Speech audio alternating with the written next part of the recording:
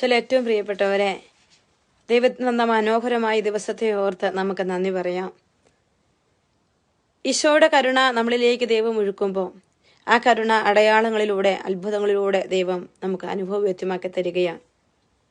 ഹബക്കുക്ക് തന്റെ ദൈവത്തോട് പ്രാർത്ഥിക്കുന്ന പ്രാർത്ഥന ഇപ്രകാരമാണ്.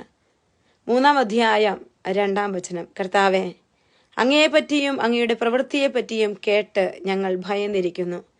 ഞങ്ങളുടെ നാളുകളിൽ അങ്ങയുടെ പ്രവൃത്തി ആവർത്തിക്കണം.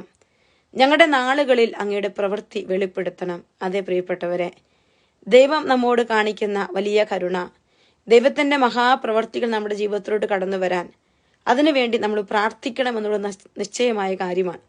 തിരുവചനങ്ങളിലൂടെ നമ്മൾ കടന്നു പോകുമ്പോൾ ദൈവത്തിന്റെ വലിയ പ്രവൃത്തികളും അടയാളങ്ങളും അത്ഭുതങ്ങളും കൂടെ നടക്കുന്ന കർത്താവിന്റെ സാന്നിധ്യവും അനുഭവിച്ചറിഞ്ഞ ഒരു ജനതയുടെ ജീവിതത്തിന്റെ വിവരണമാണ് പഴയ നിയമ പുസ്തകം മുഴുവൻ നമ്മൾ കാണുക.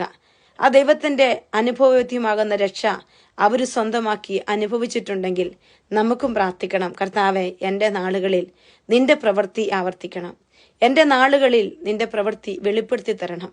എൻ്റെ ജീവിതത്തിന്റെ നാളുകളിൽ ഞാൻ ജീവനോടെ ഇരിക്കുമ്പോൾ എനിക്കും എൻ്റെ ചുറ്റുമുള്ളവർക്കും ജീവിക്കുന്ന ദൈവത്തിന്റെ അടയാളങ്ങൾ കാണാൻ, അവന്റെ പ്രവൃത്തികൾ വെളിപ്പെട്ട് കിട്ടാൻ, അവന്റെ സാന്നിധ്യം അനുഭവിക്കാൻ നമുക്കും പ്രവാചകനോടൊപ്പം പ്രാർത്ഥിക്കാം. ദൈവം നമ്മളെ അനുഗ്രഹിക്കട്ടെ.